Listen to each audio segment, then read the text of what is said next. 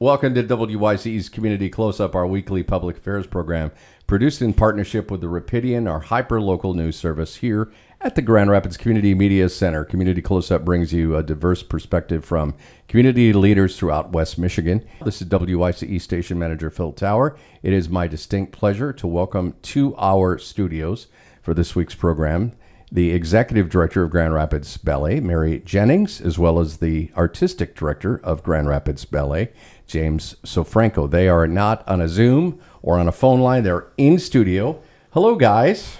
Hello. Hey, Phil. Mary is to my immediate right. James is across the console for us if you're trying to paint this picture at home as you listen to this on the radio or your smart speaker. We have a lot to unpack in this segment, and everything we talk about, we'd like to encourage you to check out grballet.com, grballet.com. There is so much more than just a world-class ballet putting on shows in Grand Rapids for us all. We're very, very fortunate to have that. But there's a school. There's an educational component. There are volunteer opportunities. There's an opportunity for you to support the ballet philanthropically. So let's just start with you, Mary Jennings, as Executive Director. Your role in overseeing all this. It's a pretty amazing thing. What do you think surprises people most about Grand Rapids Ballet when you have that introductory conversation? I think folks are surprised that our dancers are full-time professional athletes with us at Grand Rapids Ballet. They are not hired in, or they don't tour in like they do for the Broadway shows that folks like to see here in town. These are highly trained professional artists who are just as athletic as who you see when you go to watch the Griffins or you watch a Rise game. And they are residents here of this city. They choose to move here from all over the country, all over the world, to be a part of this company. And is that your job, James Sofranko, as Artistic Director, trying to convince people to come here and kind of like a baseball agent trying to sign the best talent from around the country? It's true. I've likened myself to that line of work before. Yes, I do a national tour every year for auditions for any open spots. We have 20 professional company dancers. We also have an apprentice and a trainee program for those up-and-coming younger dancers, sort of in that college age, to bridge the gap between student and professional. So I'm always looking for the next sort of crop of young dancers who are looking for that opportunity, and then they spend a year with me and with our staff and in our repertoire, and then potentially they might earn a spot in the main company. But with only 20 spots, there's not a lot of turnover either. So it's a coveted job, I'd say. If you don't make the big leagues in baseball, there's the minor leagues, hopefully, if you've got that talent level. If a ballet dancer is not ready for the big stage here in Grand Rapids at the Peter Martin Wege Theatre, where do they go? Well, there are other smaller types of companies to Grand Rapids Ballet, smaller cities, schools. Many dancers, when they're finished with their professional career, or if they didn't necessarily achieve that professional status, many of them become teachers themselves, Sure. Choreographers, or business owners in this sort of industry of dance. And you were a dancer for 18 years with the San Francisco Ballet. Mm-hmm. When did you know you wanted to teach at that point in your career, when you're like, hey, I like this, but I really want to do the teaching part of it? Well, teaching has become something that I've grown more to love. I wouldn't call that my first sort of inspiration to continue in dance past the performing career. It was more that I enjoyed curating a program of works and bringing people to a theater and putting on performances that I thought they would enjoy, that I thought would be thought-provoking but also entertaining, and just a celebration of dance. And I was, like you said, a dancer for 18 years, and I performed around the world, and I danced in so many different pieces that like filled me and my spirit. And I enjoy now giving that sort of that gift back to another generation of dancers who then I hope will continue to put that on or pass that on when they're older as well. Just so I feel like I'm playing my part and kind of being a responsible steward of the art form so that it does continue into the future. Dance is it's passed on from person to person. It's hard to learn it from a book. You can't just learn it from a video and then say you're going to go perform it. You have to have lived the experience, and then you have to pass it on to somebody else. And I think that's sort of the beautiful thing that I enjoy. And yes, teaching does become a part of that, but also coaching, and also just sort of fostering the evolution of an artist in their career. And dancers are young, so there's a lot of psychology and learning that happens. And I will say that James is an excellent curator of the work that goes on our stage. If anyone who's listening saw a performance last year, they know how engaging, how surprising the work that you might see from a professional ballet company really can be. I know that audiences walked away feeling that sense of awe and excitement and surprise and delight at the range of what we call ballet. And I think that we're seeing that kind of enthusiasm roll over into folks really lining up to get tickets for the shows that we've got this year. And Mary Jennings is executive director for the Grand Rapids Ballet. That's got to be a big relief for you leading GR Ballet, to have somebody is just going to be spot on and selecting the best talent. I mean, you got enough to worry about in your role.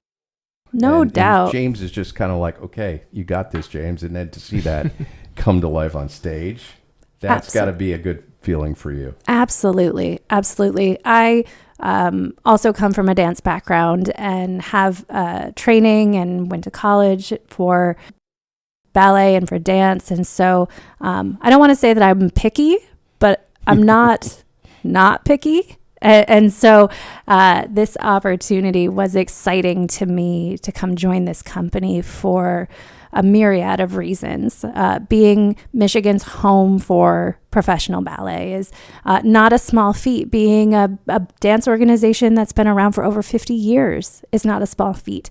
And to have the artistic caliber and leadership of James and what he's done with the company and his tenure here was absolutely a factor in my enthusiasm for coming on board. And you guys have some amazing, very dedicated fans and supporters of Grand Rapids Ballet. I saw them in person at Meyer Gardens several weeks ago as we closed out the Tuesday evening music club performances, as we do every year, with just a world-class stage performance outside from the Grand Rapids Ballet. It just was great to see.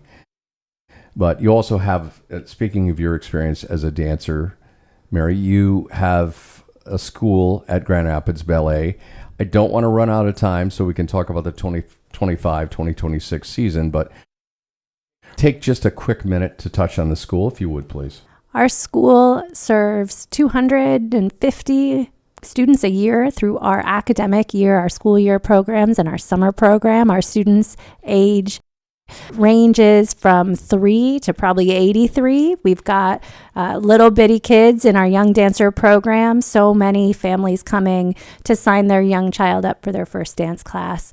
We have our primary division, which are for students who are a little older, really interested in ballet, maybe choosing ballet over other activities, some interested in pursuing professional careers themselves. And then we have our adult programs. And these adults in our beginning or intermediate ballet classes are huge fans of ours. The adults in our Moving with Parkinson's program are the most dedicated group of people that we have the pleasure of getting to see walk into our buildings or come into our classes that are off-site. And we're really proud of the work we do at the school. I could go down a rabbit hole, and I think it's fascinating that an adult, whether they're 41 or 61, wakes up one day and says, I want to learn how to dance ballet. That's so cool.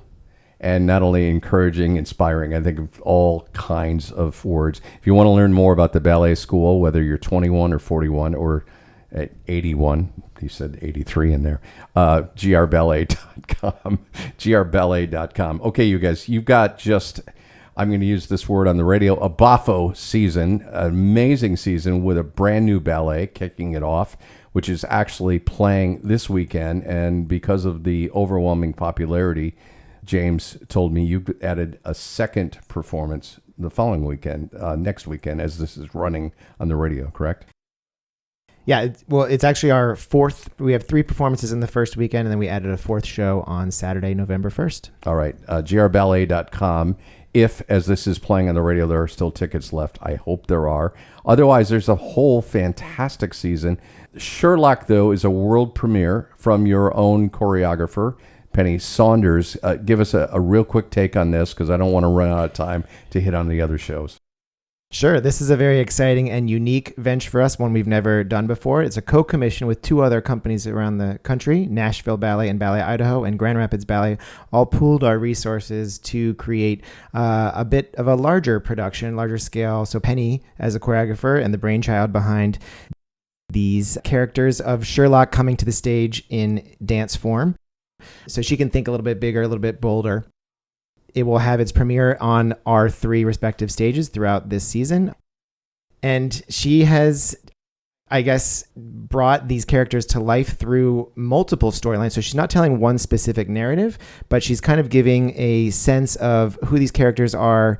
But she's also infusing some commentary about what art is and what place art has in our life. You know, Sherlock Holmes was thought of as a real person, and he was just a character in somebody's mind. And the space that inhabited for many of the readers of Sherlock Holmes was just an amazing sort of concept to think about. And I think Penny was thinking about that a lot as she was creating this ballet. It's still being created now. Yeah, what I love is it actually is going to weave into the performance some actual 1940s radio recordings of the adventures of Sherlock Holmes, and tickets for the final performance at grballet.com. Then of course, you've got the classic, the Nutcracker, December 12th through 14th and December 19th through 21st at DeVos Performance Hall. This is really a part of holiday celebration in West Michigan. It has been for years. I do want to touch on Swan Lake, February 27th through March 1st, 2026.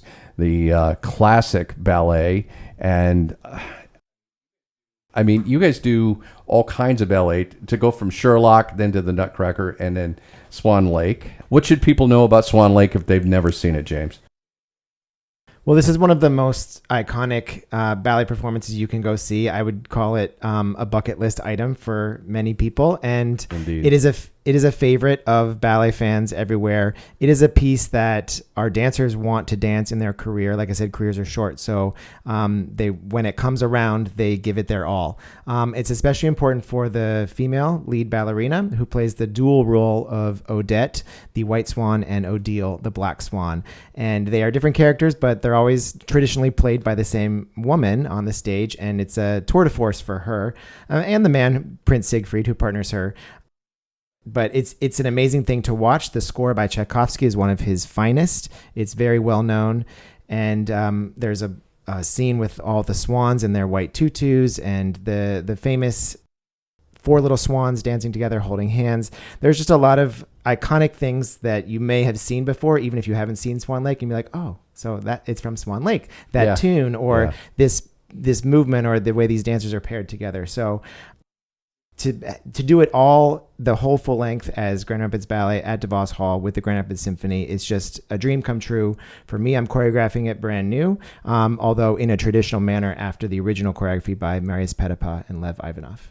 Terrific. Before we run out of time, Mary, I'd like to have you touch on Jumpstart 2026. This is a really unique thing that happens at Grand Rapids Ballet, and this is at the end of March 27th through 29th. What should people know about Jumpstart? Jumpstart is an opportunity for our dancers to create brand new work on their colleagues, on themselves. It's an opportunity that is rare for dancers who are actively working in a company to have a chance to work with, their colleagues that are also professionals to create new work. And so it's, kind of a charcuterie of dance today. It's a little bit of everything. Last year we had cowboy boots and disco balls and classical music and tutus and socks and, all the whole gamut. And we probably would anticipate a similar kind of spread this year, but it's, 10, 13, 14 world premieres in a single night, and we do it 3 times. It's fast and furious.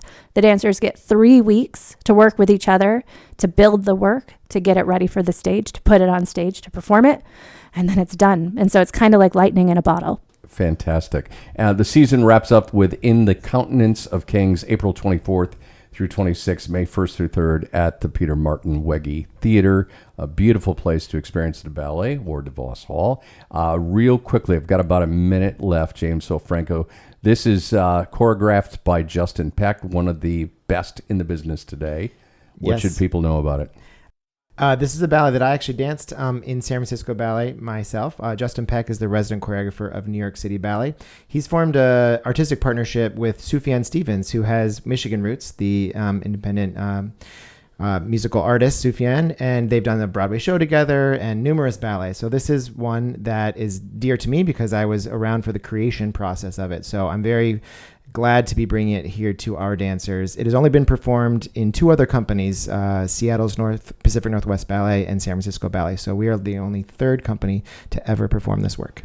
Just an amazing season, you guys. Congratulations on that. Real quickly, Mary Jennings, anything I didn't ask you wanted to share with our listeners? Oh, this was a great conversation, Phil. Thank you so much for having us. You guys make it easy, really. And tickets, whether you want to get them for an individual show or for the season, grballet.com. Speaking of make it easy, you just go to the website. That's all you have to do, grballet.com. James Sofranko, Artistic Director, Mary Jennings, Executive Director of the world-class Grand Rapids Ballet, with us on this edition of WYCE's Community Closeup, our weekly public affairs program produced with the Rapidian. That's our program for this week. I'm WYCE Station Manager Phil Tower. Thank you so much for tuning in.